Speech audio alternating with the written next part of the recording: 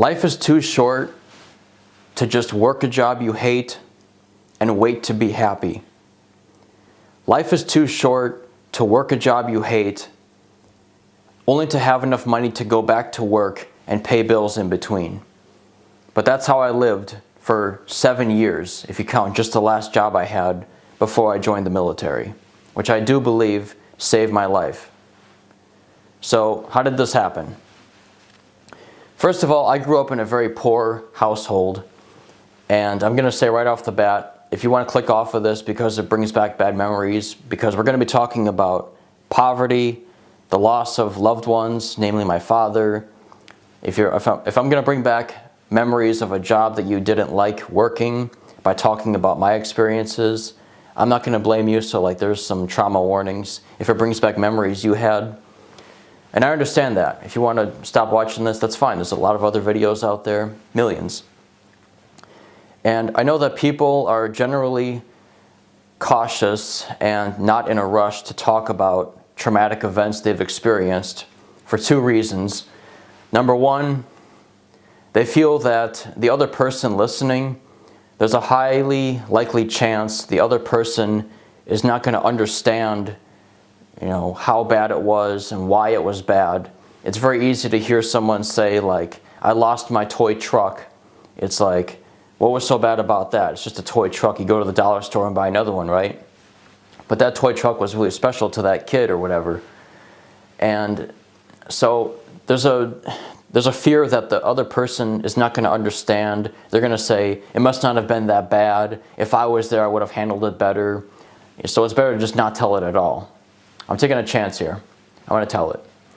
The second thing is that in order to tell traumatic events and something that has really negatively affected you, you have to relive it in your head.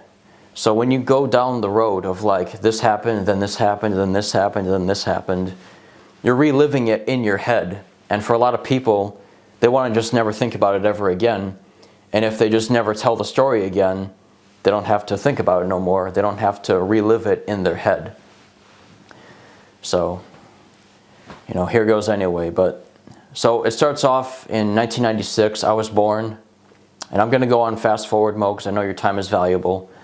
But I grew up in a poor household. We had pests, we had bugs, we had our electricity shut off a couple different times where in order to cook, we would put the pot on top of the stove and turn the gas on, light it with a cigarette lighter, and then be able to cook some soup with that. I slept on top of dirty laundry, and eventually, my dad, who was a Navy veteran, a GM2, which is why I joined the Navy eventually, he was retired, he was disabled. I don't think we ever got disability, but he was disabled. And at the same time, my mother, who is a wonderful, wonderful person, she has suffered from alcoholism her entire life, ever since she was about 21, I believe. And so both my parents were alcoholic at some points, so that's already one battle in itself. On top of that, there's also poverty. And long story short, in about 2007, 2008, we finally could no longer afford to keep our home together. We could not afford to pay the rent anymore. So what happened was we got evicted. Who would have thought, right? We got evicted from our home, and my dad went to the VA to live because he was a veteran. My mom went to the Salvation Army, and I went to my friend's house, my best friend's house. And it seems like a really good idea to just move in with your best friend. But there was a little bit of conflict with, my best friend and me, because he was no longer the full attention of his parents. He was only half the attention because now there's 2 kids in the house. So anyway, we had some disagreements and I had to leave there. I went to a different foster home, and after my dad finally got everything together, he saved up enough money to rent an apartment on Rawson Avenue in South Milwaukee. And if you watch the house tour video on this channel, the house that's in that video, the 2-story apartment in that video, that's the house that he put together in 2009. So anyway, we all moved in there. My mom came from the Salvation Army. My dad came from the VA. I came from foster care. We all got together in this house. Now, because I felt like I missed out on a regular, normal, loving childhood, I tried to put it into my teenage years. You know, this is a pretty classic mistake, apparently. Some people call it Peter Pan syndrome. You know, basically, you don't want to grow up. You avoid all responsibility. You avoid getting a license, getting a job, saving up money. You avoid having any semblance of adulthood. You just try to be a kid forever. And that's what I tried to do. And if you're trying to do that, don't do that. You have to grow up. You have to adopt responsibility. You're going to find meaning in life in it. You're going to find a purpose for living. Because as a kid, it's a lot of fun to just wake up, have fun, and go to sleep. But it's meaningless, you know. The only purpose is you should learn through play and eventually become an adult. But if you're just playing just to have fun and there's nothing coming out of it, you're just running on a treadmill. You're not going nowhere. And that's going to come back into play later. So long story short, again, I didn't want to grow up. So I didn't get any signs of maturity, like a license, a job, a car, or anything. Now, I did get some temporary jobs. I worked as a janitor for like 2 or 3 days. I worked at the city landfill for 1 day. You know, I was a house cleaner for 1 day. And the reason I was only there for like a day or two was because it was a temp service. And in order to get there, you know, you pick up jobs 1 day at a time, 1 shift at a time. So it's like, I'll take this day on Thursday. I agree to be at this place to work there. And you can be there for 1 day. Well, in order to get there, I didn't have a car, I didn't have anything. My dad would drive me and my mom, so we would both pick up hours. We would go together to these places and work these odd jobs. And so it's kind of embarrassing, but, you know, I called me and my mom a group package. You know, we would go places together to work and then come back together. It was like my dad was the one parent and me and my mom were the 2 kids, and that's how we lived.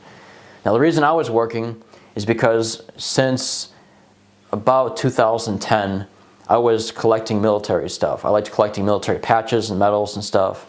And I started off with, you know, communist Germany stuff, which is really cheap. It's like $1 a patch.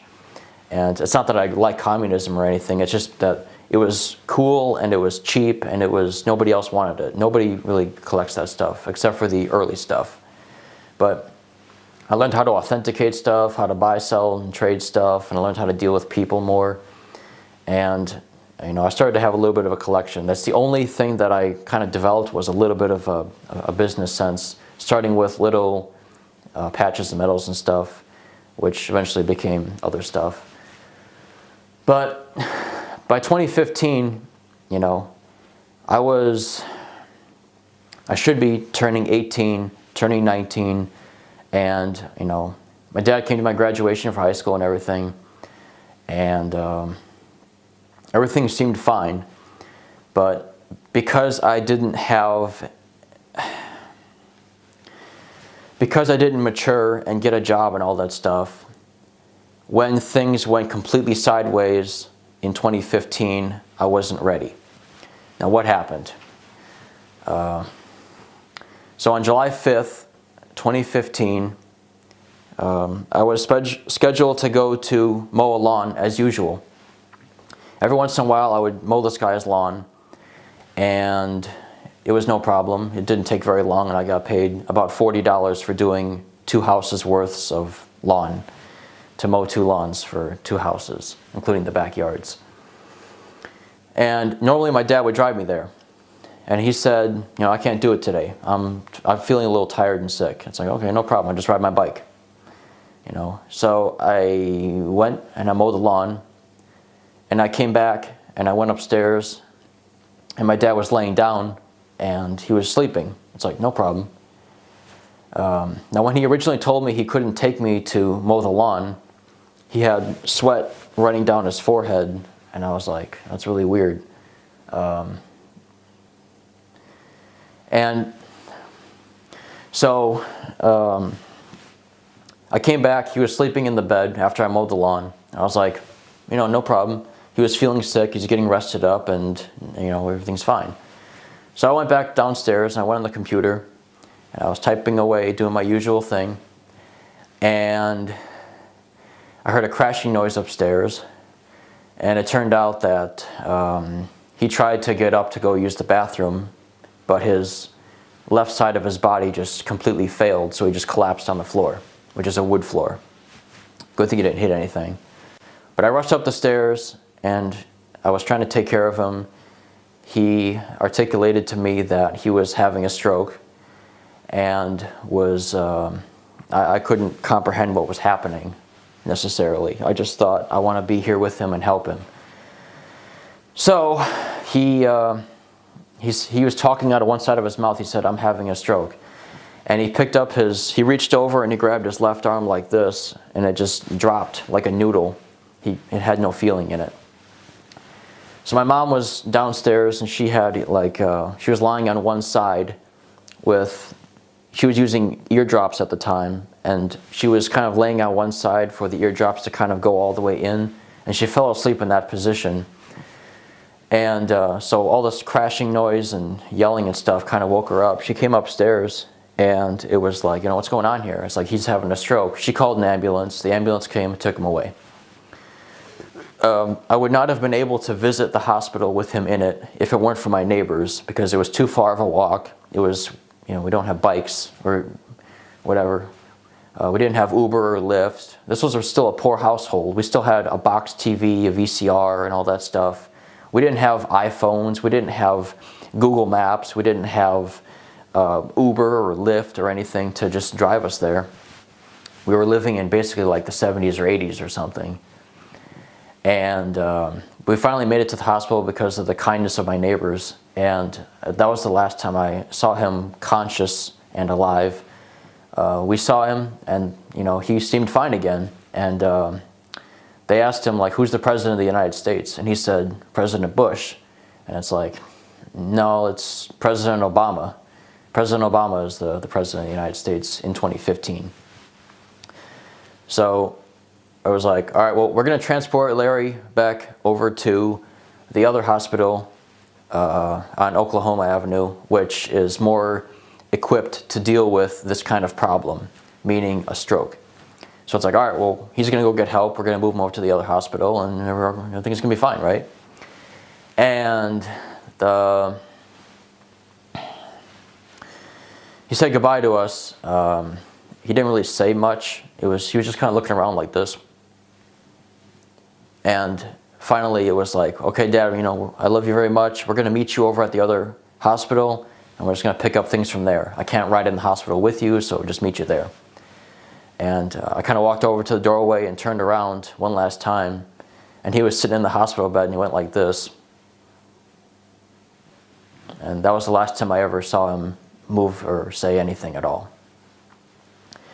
So we got to the hospital, and he was in a coma the rest of his life. Me and my mother stayed over there overnight to be with him and try to get him better. And there weren't any rooms available. We didn't know what to do, so we just slept on the furniture, the plastic furniture, like when you're waiting for a doctor to come out and get you, where you're supposed to sit there for like 5 minutes and then leave. We slept on top of that furniture in like a fetal position. And he was not able to do anything. And we bought him a card, a get well soon card. And we stayed over another night. This is July 5th, 6th, 7th, 8th, 2015. And finally we got some rooms. It was like 2 recliners facing a wall with nothing else in the room, and that was the room we were staying in. And from there, we kind of, the next day, got the news that he's never going to wake up. He's never going to be the same again. So, but if we do this one surgery, there's a tiny chance. I said, do it. Do that surgery. I don't care what it is. I don't know what it costs. I don't care what kind of witchcraft you have to use. If you can bring my dad back, I want you to do that surgery. It's like, all right. So they went and did it. It turned out that in his brain, I'm not a doctor, but the blood vessels in his head are too thin to like open up with those little spring things they put in there. I forgot what they're called. Someone probably yelling at their screen right now. Well, it turned out his were too narrow to work on. So they came back with the news that it's impossible for him to ever wake up. And we just lost it. We ran out of tears at that point. And my mom started drinking again. And she was not handling the whole situation too well, because they were together for 21 years up to that point. And it's not easy to be told the person that was always there for you, that was your best friend, that was the love of your life, that was everything, and my father and my best friend and the person that I love the most in the world was never going to come back again, never going to be the same again. They're gone forever. Besides their physical form, which at this point is just a vegetable. So I made the decision that now that every single option has been exhausted, we're going to have to take him off the machine. And we did that. And I'm not going to get into gruesome details, but there was a little bit more. And then he flatlined. And I just watched the screen, just like in the movies, where it goes beep, beep. The thing is, in real life, it's not making that noise. I was just watching the screen, and it was showing his heartbeat. And they took him off the machine. And for a lot longer than I thought he would last, he stayed alive. His body was fighting to stay alive, even though his brain had pretty much given up at that point and is unable to function.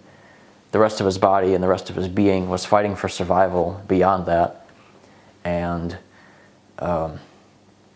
finally, after all the years of the Navy, all the years of his exercising and everything, his body finally gave up, and he flatlined. I watched the last heartbeat go by, and then the screen was just flat. And, one of my dad's friends was there, who I knew, and he was just looking away because he didn't want to remember his friend that way. They were friends for on and off for probably 50 years. And at that point, it was just like, okay, that's it. So we went back home, and it was like, I got a call from the landlords. So understandably, they want their rent. They have no idea what's happening, but they want their rent, and they're not too happy about the rent not coming in. And so I told them the situation. I'm like, hey, my birthday is in a few days, my 19th birthday. Right now I'm 18. And I can't pay the rent. I don't have any money. But I have my dad's debit cards, and I know the passwords and stuff. And my name is on the account and stuff, but I don't really know what to do. And the landlord said some pretty dirty stuff. They said, well, what you can do is just give us the card information and give us the passwords, and we can take the money. And not only is that something you can do, that's what your dad would want you to do. And at that point, the phone's like shaking in my hand out of fury. Like, you can't talk like that. So I hung up, and we had to figure this out. In the end, what happened was my dad's friend helped us out. We were able to just sell things around the house in order to pay for the rent. And I did have a little bit of money before my dad died. I lent it all to my dad because he was asking me for money, and I was kind of like the bank of Haeden Beck. I would give him money, interest-free, obviously, and he would just pay me back every once in a while. It's kind of a weird dynamic where the dad is borrowing money from the son and then giving it back, but I was pretty good at business, it turns out, in terms of trading around military patches and stuff like that. But once the dust all settled, I opened up my dad's wallet because I got his stuff back from the hospital, and it turned out that even though I owe $575 on the rent and $200 for a cable bill and a bunch on the phone bills and all that stuff, there was $9 in his wallet, a 5 and 4 singles, and that's it. you have $1,000 in bills, good luck. And I didn't know what to do with that situation. So my first reaction was to run away. So what I did was I started grabbing my stuff and my dad's stuff too, and wrapping it up into shirts and putting it into boxes, and I had a little stack of boxes. And I realized that I had nowhere to go and I had no way to get there. And at that point, I was like, okay, well, I'm either going to resolve this situation or just go down with it. And that's the way it was. So at that point, I was just fighting for my life. And what happened was my dad's friend, Bob, who was at the hospital, who I was already friends in contact with before, he started buying things in order to, I guess what in financial markets you would refer to as quantitative easing, where like if you needed money, I would buy your TV and then you can use that money to pay the bills. It's not like lending money, it's not just giving money, it's like buying something so that you have something in return in order to get the other person some cash, even if you don't necessarily need that TV. Well, what happened was we got some QE from Bob.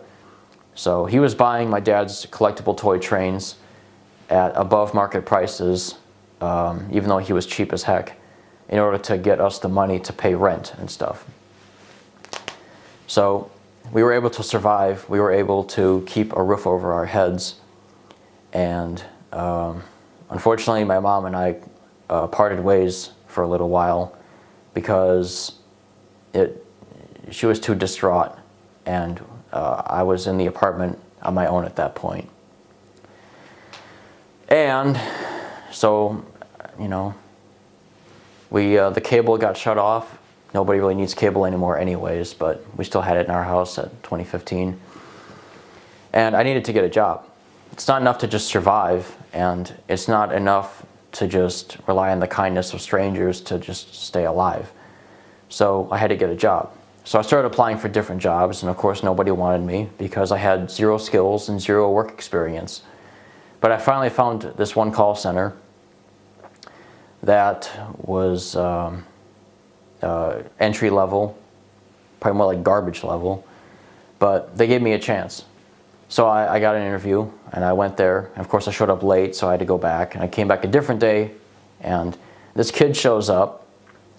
He's about 110 pounds, has long unkempt hair, 5 o'clock shadow. He has pants that don't fit from a thrift store, and he's got about $30 to his name. No job interview skills whatsoever, nothing. What I did have was the guts to go over there and present myself and say, this is what I got. Now I didn't tell them all the stuff that was going on because they probably don't care anyway. And it's not, you don't want someone to hire you out of sympathy, You want someone to hire you on strength and not weaknesses. So I went in there and they were asking me like this and that. And finally they were like, what's your greatest weakness? And the best thing I can tell you for a question like that is some free job interview advice. Talk about a real weakness you have, but one that is irrelevant to the job. So what I said was I'm antisocial, which is not necessarily true, but because the job is in a cubicle, it doesn't matter if you're antisocial or not the most talkative person, because the only world you live in is that cubicle. And as I quickly found out once I actually got in there. But I think that job interview question answer got me the job because my other answers were really not good. But I got in, and I went through training, and finally, while I was walking to training one day, I had to take the bus there. It's about a 2-hour bus ride and what's a 20-minute drive in a car. And my 3rd grade teacher found me. He's like, "Hey, Haeden, is that you?" It's like, "Yeah, it's me, and I'm going to work right now." He's like, "Oh, you want to ride?" And we talked all the way there. We've been friends since. We kind of reconnected that day. But I, started getting a footing there. And it took probably about 6 months to a year, but I completely rebuilt my my mental state and everything else. But I got comfortable there. And for the next 5 years, I do say 5, not 7, the next 5 years, I got comfortable there. I met some new people, I met some friends, I met a girl that I liked, and it didn't really work out the way I wanted to. But she was an inspiration. She's very special. I don't know where the hell she is now. Probably have no way to contact her, but that didn't work out too well. Not the way I wanted. But coming to work and seeing her gave me the inspiration to go to work, because if it was just a job by itself, which it was later, it would not make me want to jump out of bed and go to work. So I had perfect attendance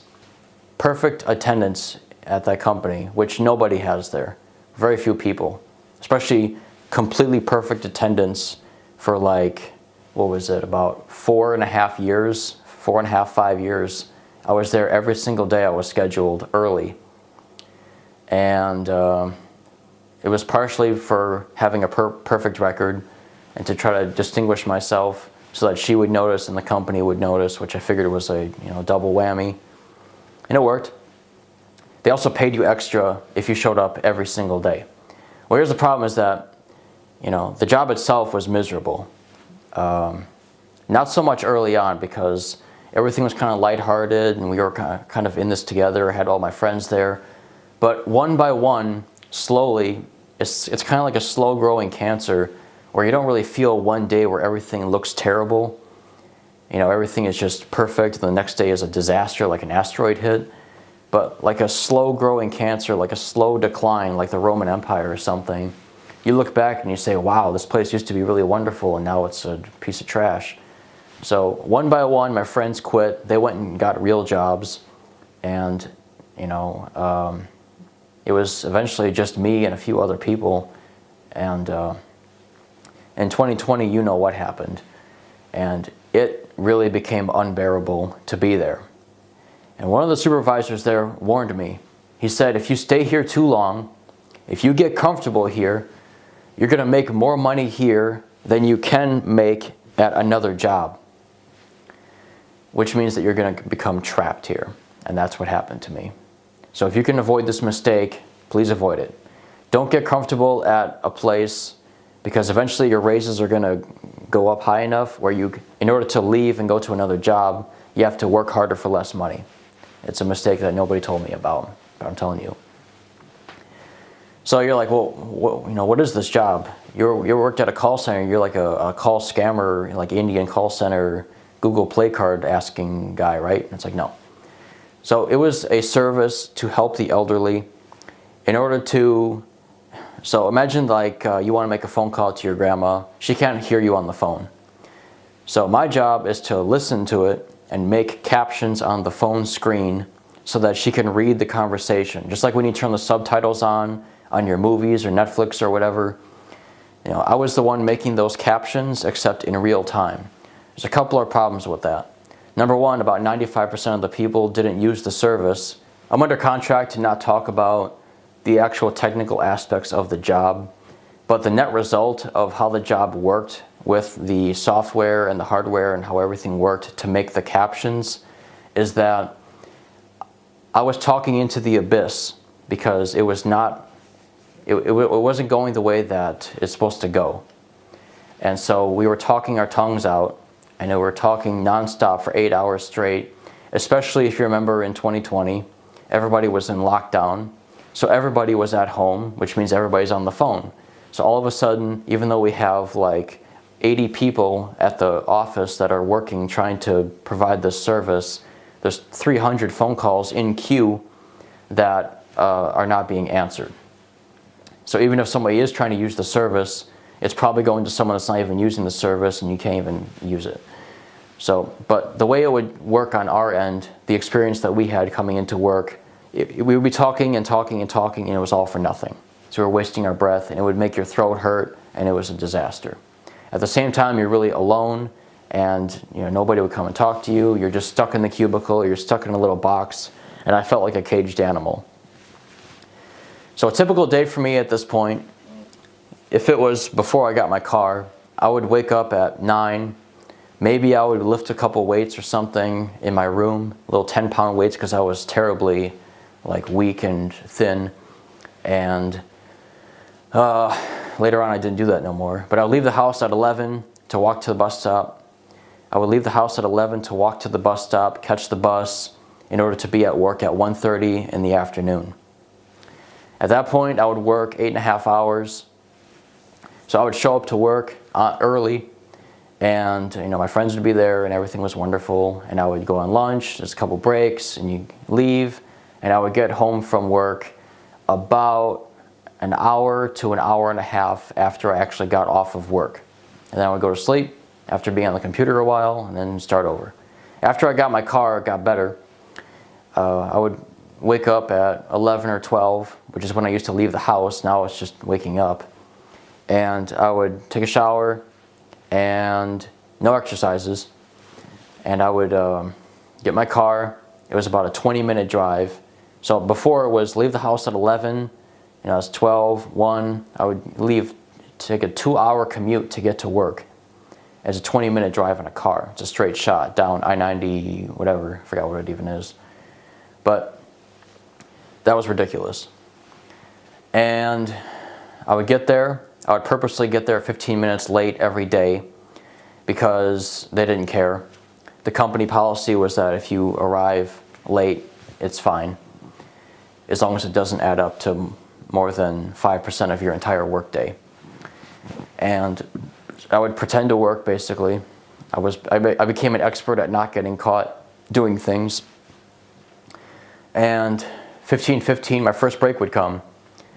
And once I finally decided I can't take any more of this stuff, because I was getting really, really stressed out with that job, where I got so tired of going through this cycle every single day of being at home and at work and at home and at work, and there's just nothing in between. Because when I got off of work at 10 o'clock at night, everything's closed, except Walmart. I can't hang out with my friends. I'm too exhausted to socialize. Nobody's awake at 2 in the morning.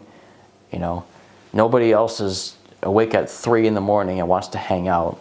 So pretty much all there was the weekdays. And on my 2 days off, that was the time to pay all my bills. That was the time to take care of chores and stuff. On other days that I just didn't have the time to do it, because in the morning I couldn't get up, and at night I was staying up so late.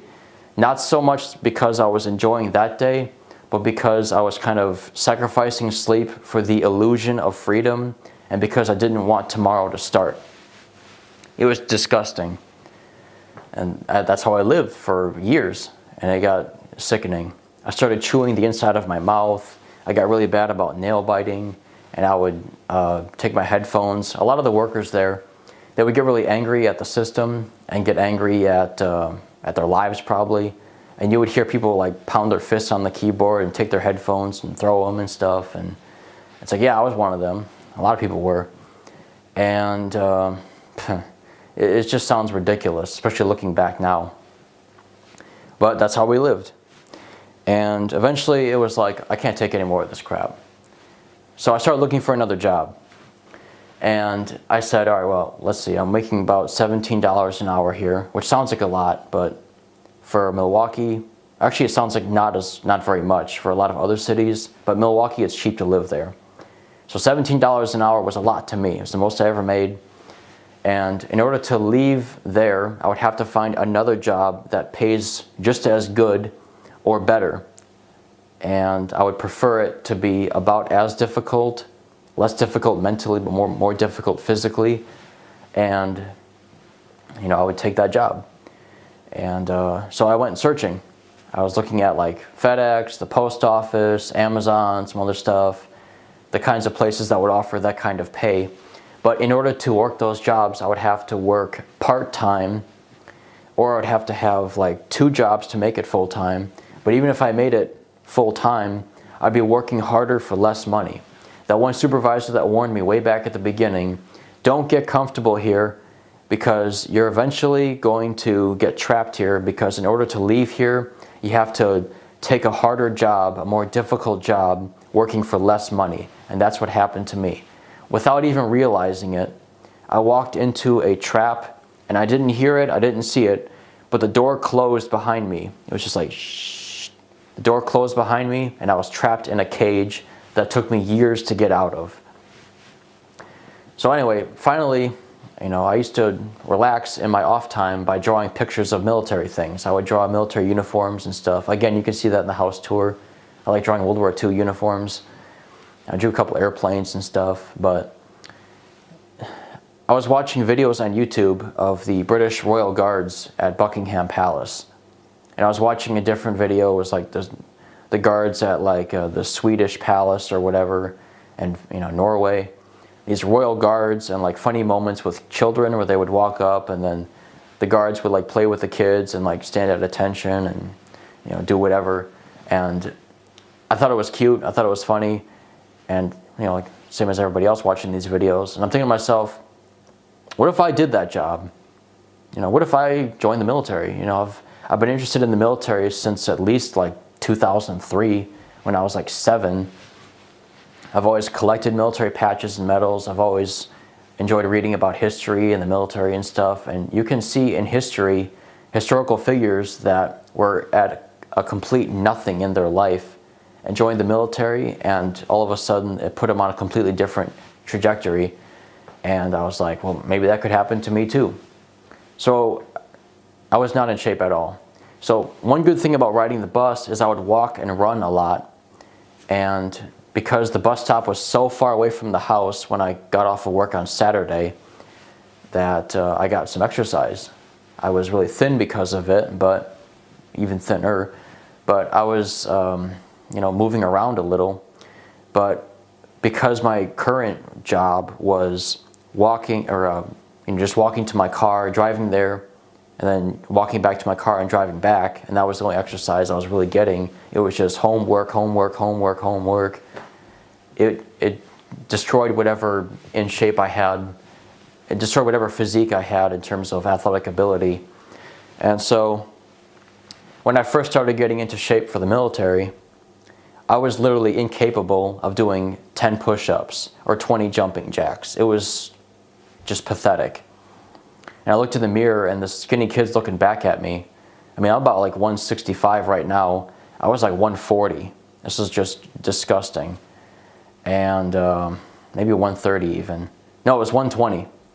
I was 120 pounds. I remember I used to keep it in a journal. I was 120 pounds at about this height, which looks like, like a prisoner in a POW camp. So I started getting into shape. I started drinking protein shakes. I started exercising. It's like, well, you just said you have no time for nothing. How did you find time to exercise if you have no time for anything? Well, I didn't go to the gym. I didn't go to the gym even once to get ready for boot camp. What I did do was, while I was at work, I would park my car, go to work. My first break, I finally came back to it. My first break was at 15:15. They taught me military time at this job. That's one good thing. And I would go up the elevator to the top of the parking structure, and I would do 100 jumping jacks once I could finally start to do them. First it was like, okay, let's do 10, and then we'll try doing 15, and then 20, and then 30, and then 40, and 50. It's the same as anything where you start off small and you slowly work your way up.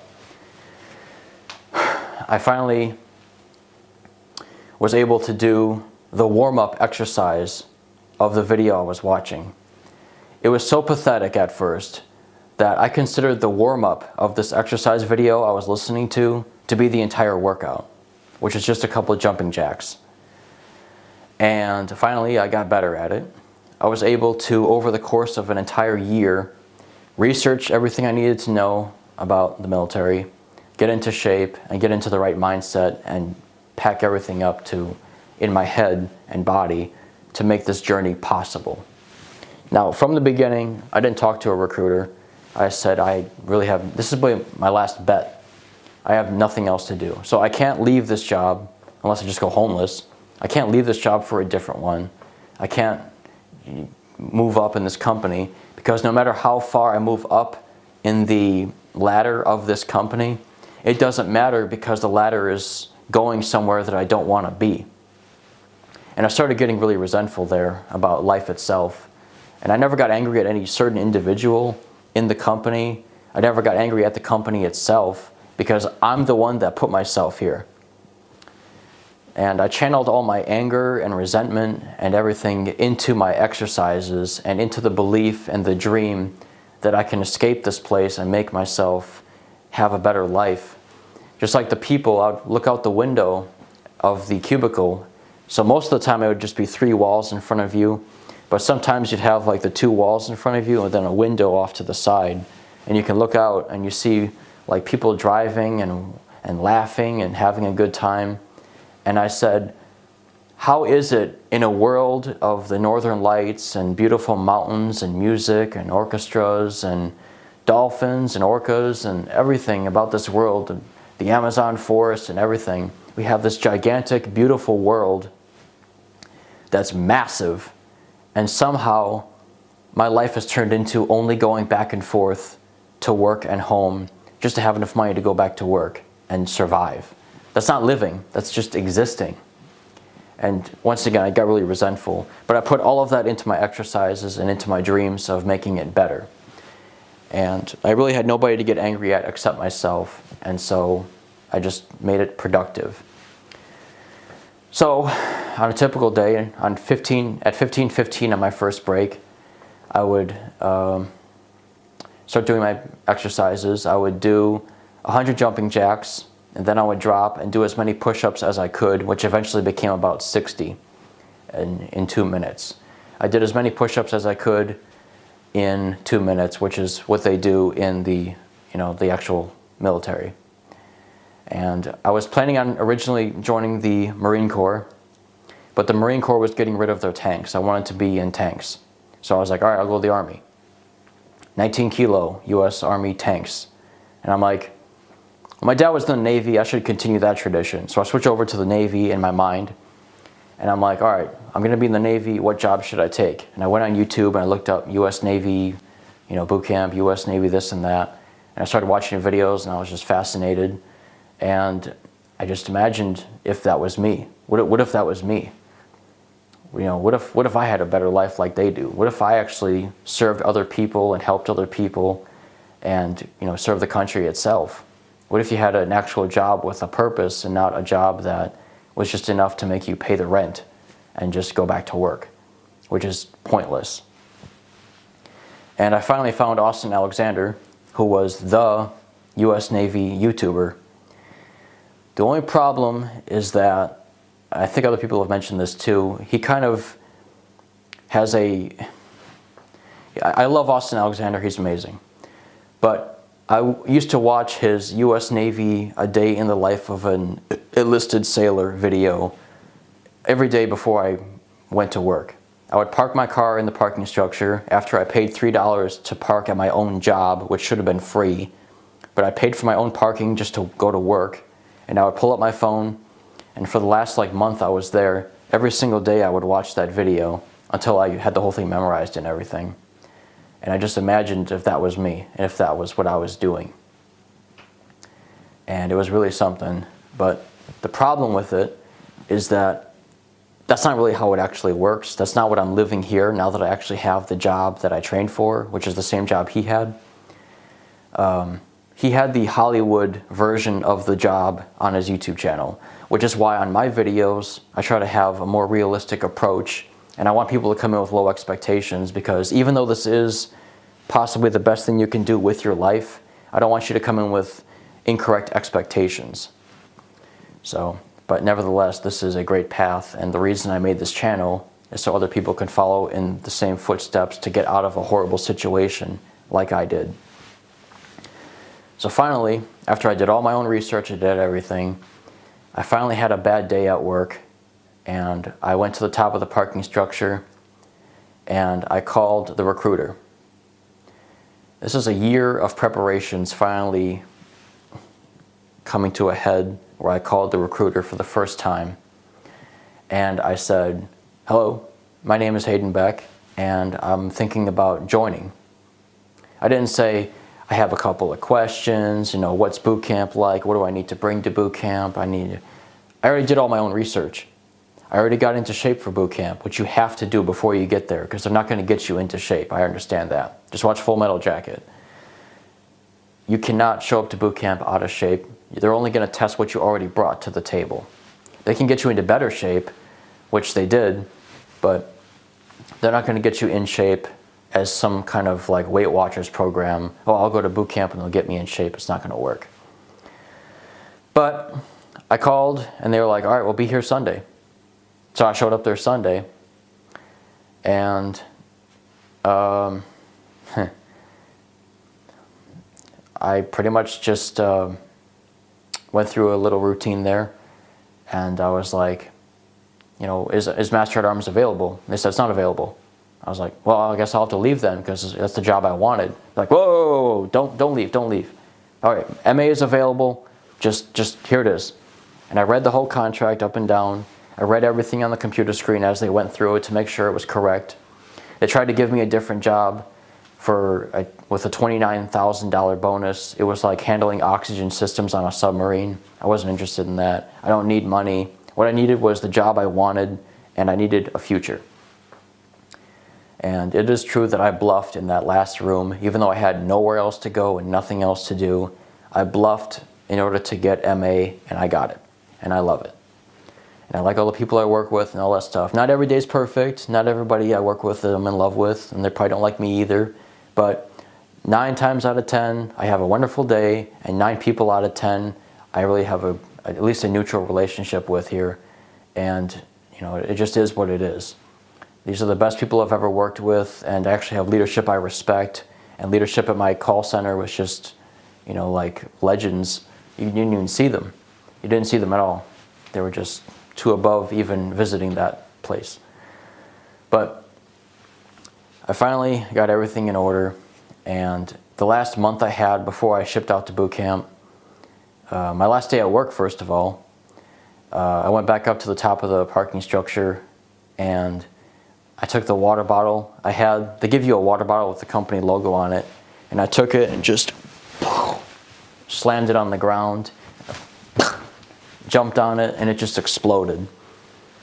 Now, on the way home, I was crying, you know, because it was like, I can't believe it's over. The nightmare is over. I won. I felt like I won a war in my head. After everything that I did for a year to get ready to leave that place, I finally did succeed in getting out of there, and I have a clear future for where to go and what to do with my life. So the last month I had as a free civilian, I spent basically just packing up my entire household. I fit my life and my dad's life all into 10 boxes, and I put them in different places so that while I was gone, if something happened, all my possessions of the civilian world wouldn't be lost. But it was, I packed up and I left. And I went to boot camp, and my phone call when I got there is still on the channel if you want to listen to it. It's 10 seconds long or thereabouts. And long story short, because my civilian experiences before I came to boot camp were so horrible, once I finally got there, what should have been like a jail-like experience, what should have been traumatic and horrible in boot camp, was like paradise. Because it's like, you're actually going to treat me like a person. I get to do things besides sit in a cubicle. I get to actually work with people I really like and enjoy. I mean, back at the company, people were just so quiet, and they would walk around the hallways just silent, and everybody would walk around in just pajamas, and nobody cared about anything. It was just a really sad scene. And all of a sudden I got to boot camp. It's like, as annoying as it was, you would see really passionate people that they would stand in the middle of the racks in the middle of the night, be like, come on guys, we all gotta work together. We're gonna pass boot camp together, and we're gonna win this. And it's like, okay, come on kid, give me a break. But I appreciate the passion, but it's just kind of funny looking back, especially now. But you would see actual people. You would see a higher quality of people in the military than you would in the civilian world. So really, long story short, the reason I made this channel is to give people the same opportunities that I found for myself. And I made this channel in order to get other people the information that I wish I could find before I joined. And if this is the right path for you, if you watch everything on this channel and you watch other people that make videos too, if this is the right path for you, I really highly encourage that you give it a shot. And if it's not the right path for you, that's okay too. There's a lot of other jobs out there. But if you are looking for the great reset button on your life, if you've painted yourself in a corner like I did in 2015 and up until then in 2022 when I finally joined, this is the best path you can possibly find. You know, you're never going to win the lottery. You're never going to, whatever. I want to get careful about what I say. But if you're looking for the great reset button on your life, this is what you were looking for. And it's been the best thing that could have ever happened to me. I have no idea where I would be without it. This, I 100% believe, did save my life, because if this didn't happen, I don't know where I would be. It was truly a disastrous situation that I found myself in. But thank God for the U.S. Navy. Thank God for my own, motivation to make everything better and to make correct and positive, productive choices for my life, as opposed to, who knows what could have happened. So thank you to the U.S. Navy. They didn't sponsor this or anything. I'm making this on my own. But I am so thankful, and this has just really been the experience of a lifetime.